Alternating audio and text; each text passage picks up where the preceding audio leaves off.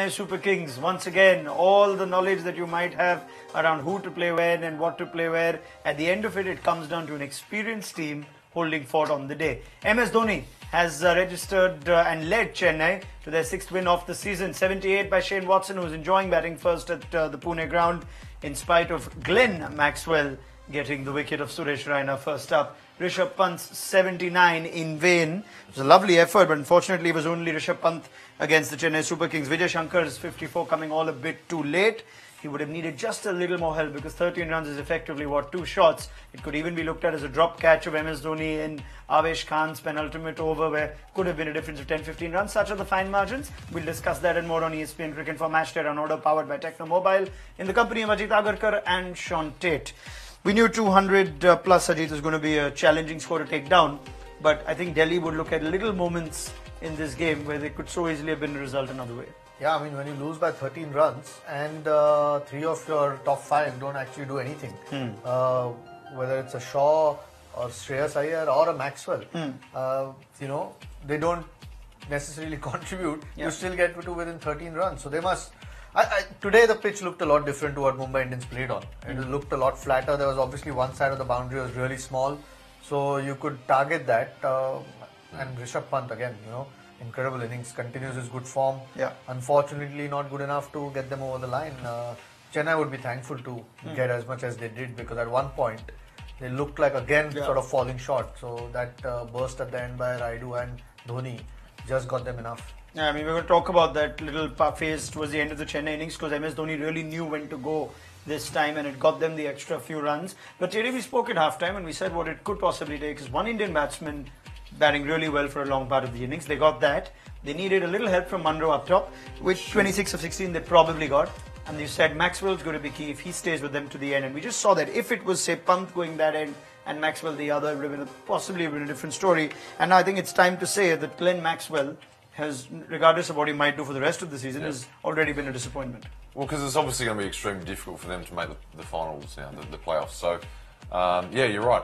He was obviously the guy that went after big time at the auction.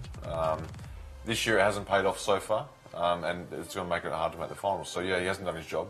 You're right. So I think Munro sort of did his job. He whacked him around a bit. Pant's got the runs through the middle there at the top. And then you're right, Maxwell that was a crucial moment of this game. Yeah, and you just felt, okay, this is his game, this is his game. Good sort of pitch, ball coming onto the bat. I mean, you'd be furious if you're a Delhi fan with Glenn Maxwell. Yeah, I mean, I think Kings 11 were furious with him last year. It's similar. Everyone can see his talent, the obvious talent, the ability that he can win games on his own, and that's a terrible shot to play. I mean, there's just it just doesn't feel like you're responsible for the team at all. Basically, you just come and just whack it around. If it's your day, you'll be the hero. If not, you know, we'll live another day. I mean, maybe it's sounding a bit harsh, but if I was in enough opportunities, you know what sort of player he is. So when you go for him for that sort of stuff in the auction, that's their thing. That's their decision. He's not trying to mess up. Of course, that's at the end of the day, yes, you're right. The shot he played though, but that is Glenn Maxwell. That's what we. Yeah, but I mean, do we not expect him to improve ever? Yeah, I mean, he's been around for 7 or 8 years. What constitutes when your team depends on you so much? Well, that's a crunch game. And if you're not succeeding that way, don't you think if you're a good enough player, you should maybe be a bit smarter? Yeah, that was a crunch game and a perfect moment for him to take his team forward. No, I mean, I'm just saying that what constitutes a successful or a valuable T20 innings, he needed to get maybe 30 or 15 balls, and we could have been talking a different story. Somehow Glenn Mack and other guys have done it. Dwayne Bravo's done it. You look at small contributions but effective ones. Raidu's done it. Just Maxwell hit a good shot for 4 previous bowlers just before that.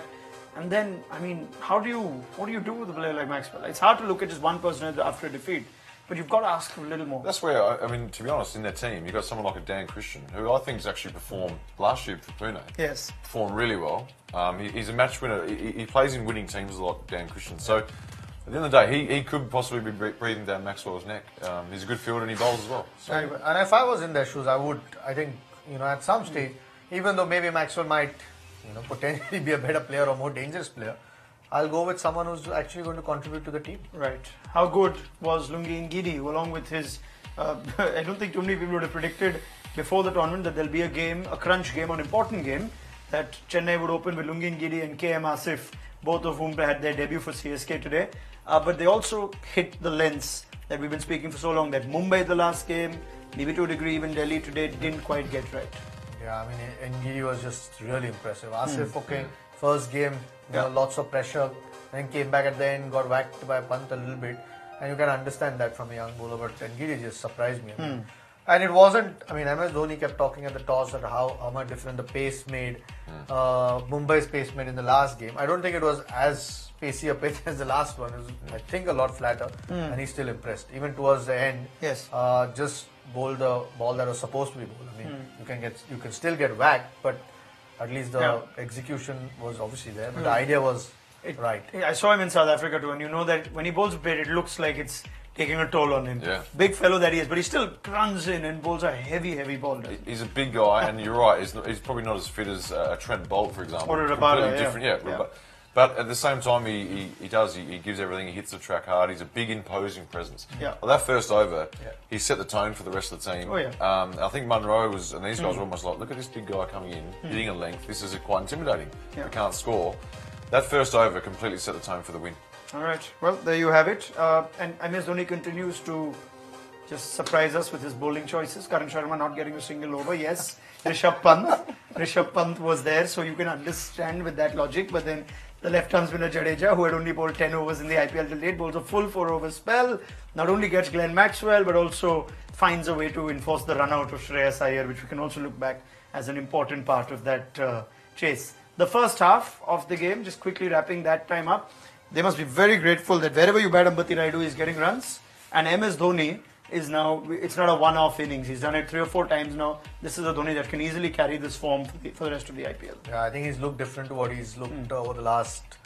I'm not sure IPL. I can't quite remember IPL, but he clearly looks like he's enjoying hitting the ball, which we've been critical of him in recent times, which he doesn't seem to get going. So they're great signs, not just for Chennai, but maybe India going forward if he can continue that sort of form. But Rayudu, you're right. I mean, can do no wrong. AB Rayudu, is it? Or AB Rayudu. Ambati Rayudu. Rayudu. Yeah, it's incredible how well he's batting. Yeah, and you need 3 guys usually to bat well, and you get 200 plus. Unfortunately, only 2 did it for Delhi in Shankar and Pant. 3 guys here with Rayudu, Dhoni, and they would be very happy that Shane Watson's doing what he's doing at the top when his partners are changing. I mean, he's obviously started the innings and in the 100-run opening stand. He's in great form, actually. And we talk about Dhoni stepping up again, like a resurgence or whatever, but Watson's exactly the same. Yeah. All right. Good on Chennai Super Kings, who continue to impress and in some way prove certain critics wrong. Let's talk about MS Dhoni a little more for a second, because he's also our Tata Nexon best strike rate of the match. It's an MS Dhoni that we are delighted to see back and running in the IPL. He might have a little more salt around his face than he did in the last time that he was hitting 50s for fun. But it's been about 4 years since he's hit 3 50s in an IPL. So he's had that lull period, and he's done it again this time today. 231.81, the strike rate, 5 sixes. In particular, Terry, the way he played Trent Bolt, I think that was a big bowler neutralized. If you look at individual battles, the way Dhoni played Bolt was a key sort of factor in Chennai posting that much more. I think the start of the game, we spoke about Bolt being a senior international bowler for New Zealand, a confidence, the number 1 bowler, and that's the thing. But then you're coming up against Dhoni, and then it's almost a little bit. I'm not saying today was that case, but intimidating for even a guy like Trent Bolt.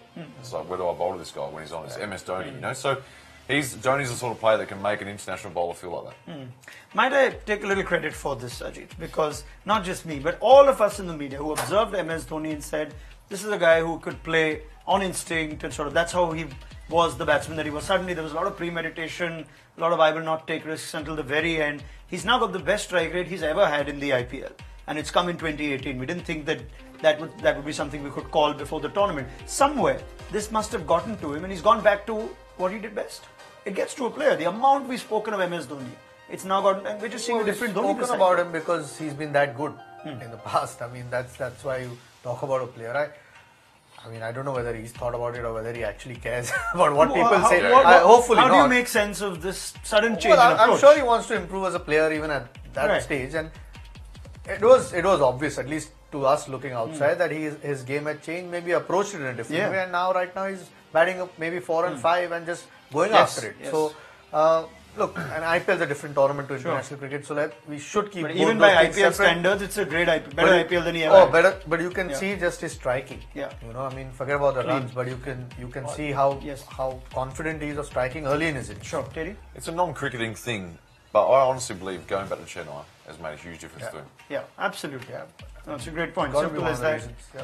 Simple as that. And it is MS Dhoni's Chennai Super Kings that will enjoy seeing themselves in the points table. If we have a look at it now, you'll see that they've displaced Hyderabad. There's going to be a bit of musical chairs up top now. What you want to do is finish in the top two. Remember to get 2 bites of it when the playoffs come around. It's time we start talking about it because Chennai and Hyderabad have both played over half their games. Delhi, they've got to have a serious run from here. Remember, they have 3 games or 4 games towards the end at home. So maybe that's in their factor. Shreyas Iyer still afforded a smile at the end of this game. And it is only a question of 4 points. So they're neck and neck with Mumbai and Bengaluru, who lock horns tomorrow. So one of those 2 teams will go to 6 points. But happy days at Chennai Super Kings and MS Dhoni at their adopted home of the MCA Stadium. Many thanks to Ajit Agarkar and Sean Tate.